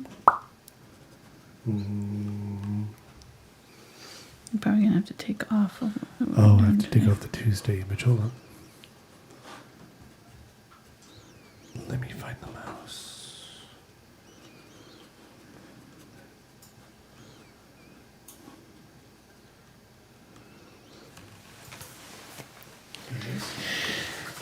Voila. I can't see.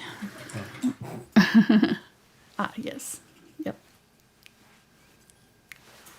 So, also, you can, if you go to the thankfulart.com site, you'll be able to sign up for the newsletter. Right. And you get, like the one that came out yesterday, had all that information in there. And I've got to say, Brennan Yeah. is kicking it. I know. He does a great job. he helps me a lot. I mean, I started the newsletter, but it's like I found some stale bread and some leftover sauce to make pizza with. And he's like growing the wheat and tomatoes and fire roasting. Yeah. He built a brick oven. And, Right, yeah. I mean, it's amazing. He's doing a great the job. quality of the newsletter. So, Yep. Brennan's my social media guy. He helps me stay sane and posts a lot of my stuff for me so I can do things like plan and think about what I'm painting. research, Exactly. interact Or with even a day off every now and the then. patrons. What? That's not allowed. I know. That's amazing. I took a day off yesterday. I felt really guilty. I always do. Well, I don't feel guilty. I just feel bad when I don't answer an email right away, you know. But sometimes I just gotta not. You know what I mean? Yep. I think anymore we're so 24/7 with work and forget to just turn it off. Sometimes it'll be there. Yeah, put it down and walk away. Yeah, when I'm self-employed, it's hard to do, especially when I work at home and I'm home all the time, you know. So it's like I have to plan my days off and just force myself to not check my emails. I don't have to do that. You don't have to force me to take time off. No. All right, I've got her little foot there. It's kind of sticking out a little bit. I'm just going to darken up the grass around it. Probably too much there, but just darken it up so that you can't really see where the foot starts and the grass starts to get dark right there. I mean, with the picture so small, I thought she was wearing her fishing boots.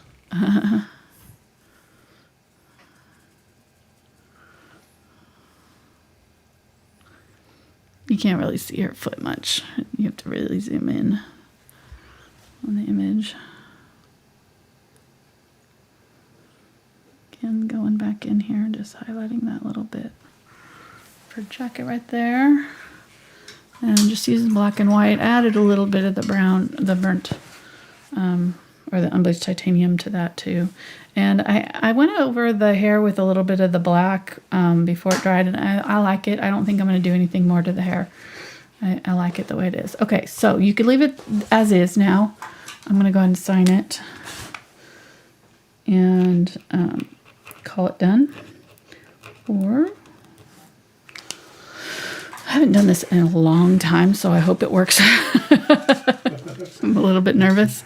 Things could go terribly wrong. Okay, this is it. This is the point where she... This is live, everybody, so sit down.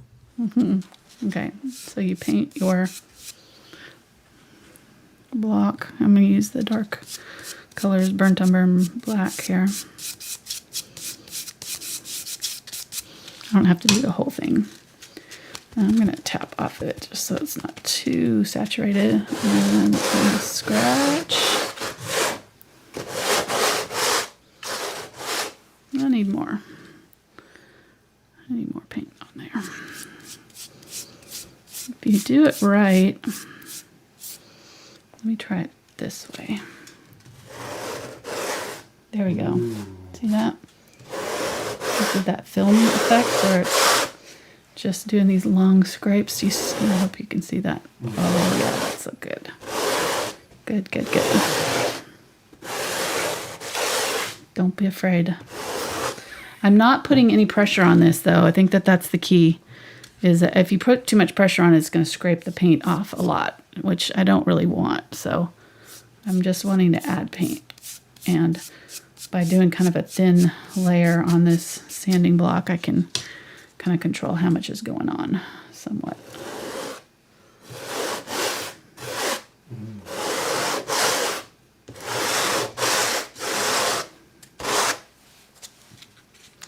You can also do this with wood. If you don't have a sanding block, you could use a block of wood.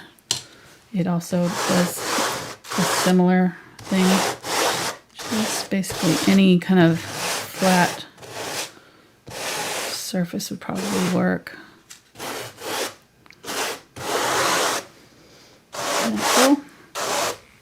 you can see that. There's a lot of it in our reference photo, so you can do this as many times as you want to. Maybe even just kind of do some blocks. And do some this way. And experimenting. I mean, that's interesting. And so if you don't want to do this on your finished painting, you can practice it on another old canvas or something like that and try different techniques. Right. But Angela, that's my brush here. She's a pro. Well, I've done it before. It's just been a while. Do something like that.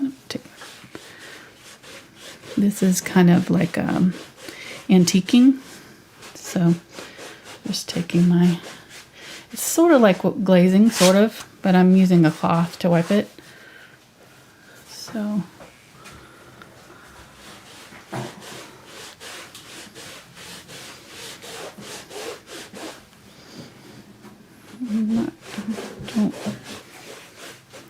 This is really textured in this photograph, so I'm committing here. And if I get an area like that where it's like a little too much, I'm just going to take a wet paper towel, and while that's still wet, I'm just going to kind of dab it back, take some of it off.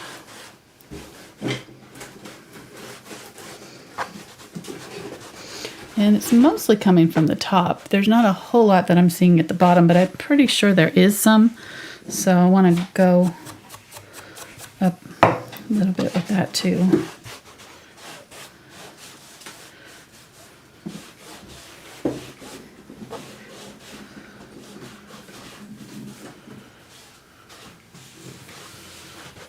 I've also seen it done with a roller. So if you have like a roller like this,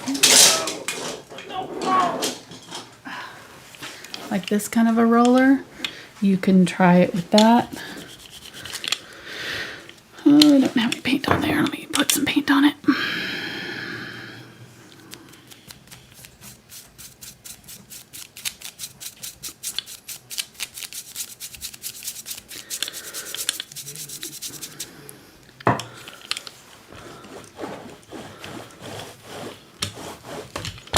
And that lays down more paint. I kind of made a mistake of turning it right there when I did it, so it didn't stay vertical, but some people are going to hate this, and that's okay. You don't have to do it. If you'd prefer, it being normal, you can leave it normal. It's not going to hurt my feelings. Now the paper towel you're using, is that like a wet paper towel or is it dry? It's it's slightly damp. Okay. Because I was trying to take off some of that. Whoops, see, it's still not covering right there. Just trying to get some of that blue on there.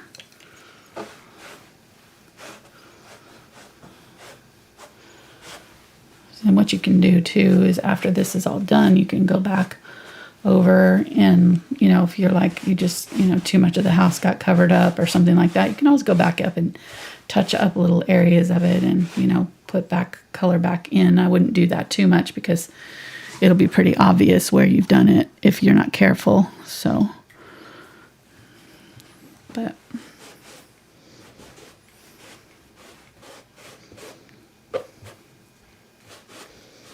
just using the wet paper towel here. And once it starts to dry, I wouldn't do this too much because it will lift, some of your areas, and then you get these weird uneven streaks, which it's all pretty, random. So, it's fine.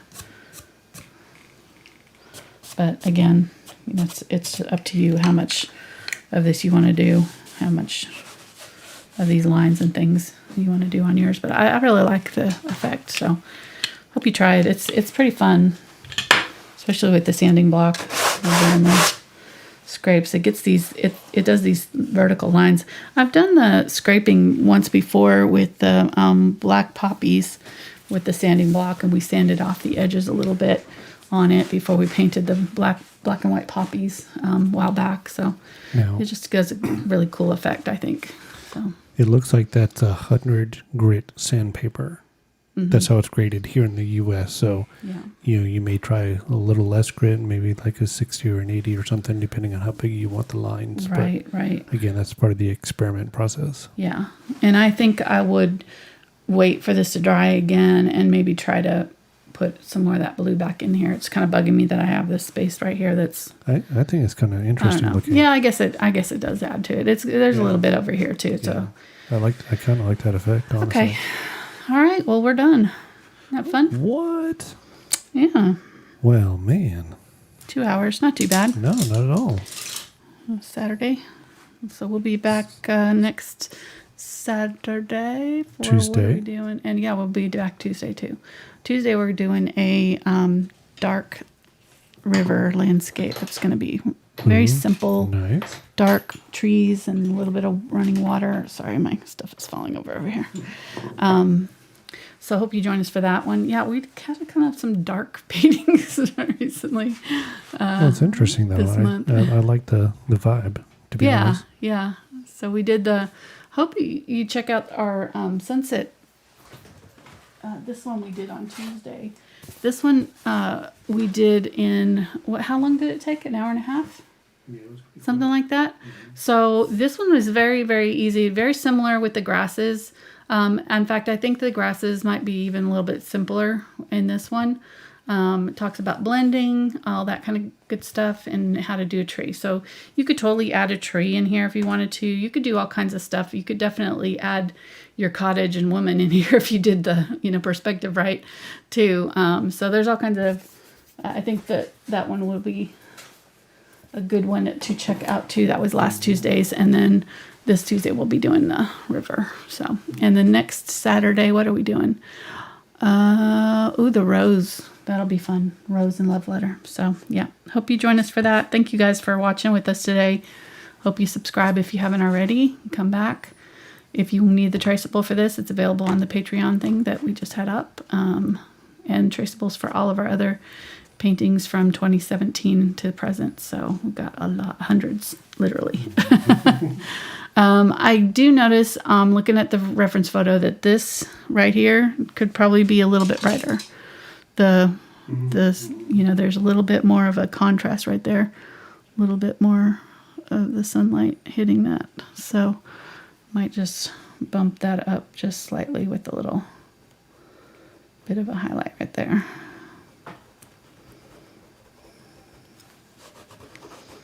And by running my finger over it, it'll kind of let those dark shadows peek through the dark areas that we've been doing there over the top. Okay. Not loving the white. I think it needs to be more yellow. And that's just my fault for not noticing that before we did the final thing. I just didn't do it bright enough when we painted it in the first time. And really the only real bright area is right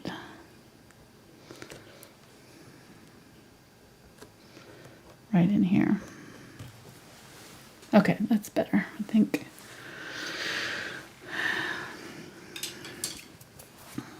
And let's see if I can get some of that dark to go over the top of it. There we go. Okay. There we go. All right. Thanks, guys. Have a great rest of your weekend. We're going to be seeing you next time, hopefully. All right. Bye.